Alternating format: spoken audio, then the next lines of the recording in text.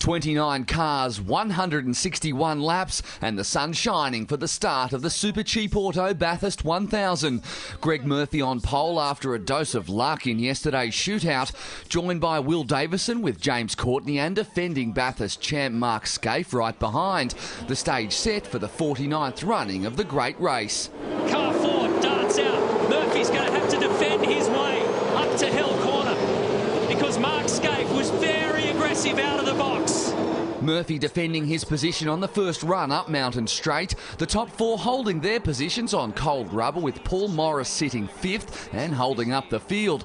At the front, Davison closed the gap on Murphy. Scaife third from Courtney. The young gun picking off the 888 car at the chase. Scaife just steps aside. There's no point arguing at this stage of the race. 6 laps done, you're on the 7th. Davison must have been taking notes on that, pulling out the very same move for the race lead a lap later. Scaife and Will Davison takes over the lead of the race. Garth Tander moved up to fourth, chased by Scaife and Thompson. The Team Vodafone pair fighting for fifth. Scaife makes an error. A little wide at the chase, and Thompson pounces. 25 laps in and most of the lead cars pitted for driver changes. Luke Youlden led in car 6 after a solid opening stint from Will Davison. Jamie Whincup second from Nick Percat and Mark Scaife in the 888 car, the only one in the top 5 not to swap drivers. Whincup wasting no time in taking the race lead. And Whincup will get the lead of the race at the cutting. Back in the field, reality TV competition winner Cameron Waters, the youngest in the field, put it in the wall at the top of the straight. Ouch. Yeah, it's big contact there, so it's broken the front right steering. Disappointment for Waters, but he'll get another chance. The 17-year-old is still on his L plates. The first yellow flag out after the curbing seal into turn 2 crumbled. The field restarting on lap 43, and disaster for Youlden. Luke Youlden just went straight ahead, had no turn in that car whatsoever. The 6 car with cold rubber and a full tank going straight on at the final corner. Thompson now leading from Percat and Lowndes on the restart. David Brabham locking up at the chase and taking out Jack Perkins. And he wiped out the Super Cheap Auto Commodore in the process. A drive-through penalty for Brabham. At the front, Lowndes was pressuring Percat and the Bathurst rookie cracked. Oh, in the wall! Too much space, so Percat a mistake there by being courteous. Lowndes taking second and Percat getting away with it. Team Vodafone 1 and 2 with a 5-second gap to Percat after that incident. McIntyre and Stephen Richards in the top 5, ahead of Cam McConville, Dean Canto and Marcus Marshall, 60 laps into the great race. Lowndes all over Thompson with Whincup looking on. Greg Ritter making a mistake at turn 23. Oh, Greg Ritter, big mistake. He's going to rotate this. If he ends up in the gravel, he won't get out. There's only one word for that. Sorry. That brought the safety car another round of pit stops and driver changes. Lowndes forced to queue behind Thompson and losing places. All the regular drivers back in the car. Whincup leading from Tander and Mark Winterbottom. Lowndes forced to fight his way back. That's on Van Gisbergen, so Lowndes recovering this ground that he lost in the queuing process in the pit lane. The first drops of rain falling on the famous track as the clouds gathered. Whincup 4 seconds clear of Tander, with Lowndes a further 4 seconds back in third. Lowndes took Tander for second on lap 84 and it was back to a Vodafone 1-2. Driver changes for the top runners. Thompson still leading with Scaife in for Lowndes and dropping to fourth behind Percat and Stephen Richards. Time for another twist. A track marshal needing medical attention and causing a yellow flag. Scaife pitting out of sequence while the others stayed out.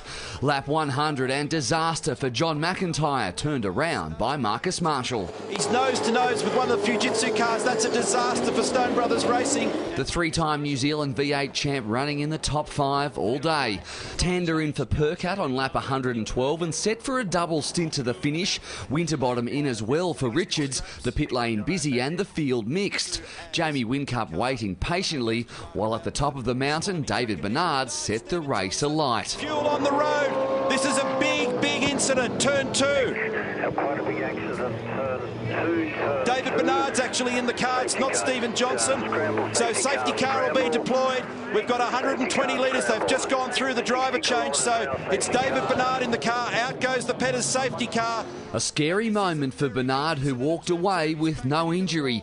New brake pads not doing the job into turn 3. After all that, Garth Tander led the 1000 on lap 119. Whincup second, Winterbottom third from Paul Dumbrell and James Courtney. Steve Owen losing a ton of rubber through the chase. Popped the tyre off, so the Dunlop control tyre just flailing, debris everywhere in the chase. They'll have to be mindful of that because that could cut down other tyres. That brought out the 7th safety car, compressing the field once again. A restart on lap 125, Whincup pushing Tander for the lead. Look at this, Jamie Whincup on the inside. Has a look at Garth Tander, won't go there. 30 laps to the crowning of a Bathurst champion. Garth Tander and Jamie Whincup battling for the race lead, and the only cars doing sub 2-minute 10 laps. Mark Winterbottom 4 seconds back in a lonely third. All cars though needing a fuel stop. Lowndes, Courtney and Dumbrell heading in on lap 137 for their sprint to the finish, and disaster for car 88. Battery voltage is on 0. No battery voltage and effectively race over for Jamie Whincup after 3 wins and a second place in the past 4 years. An 8th safety car. Tander now in the box seat, and the order behind him completely changed. Pole setter Greg Murphy in second, Jason Bright in third and Russell Ingle in fourth. Ingle and Carl Reindler locking up with some oil on the track at the chase. Lowndes taking the opportunity to move into fourth. 20 laps to go and Paul Dumbrell into the fence. So there was contact too with Shane Van Gisbergen involved in that. Oil everywhere on the racetrack, dropped from the back of Rick Kelly's Holden. He'd earn a mechanical black flag. Lowndes gunning for third spot and doing it at turn 2. And Team Vodafone keep on fighting, the reigning champ.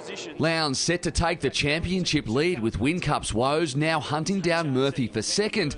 Tander with 3.8 seconds in hand, the fight all happening behind him. Craig Lowndes has now gone to second position in the great race of 2011. The top 3 with 11 Bathurst titles between them.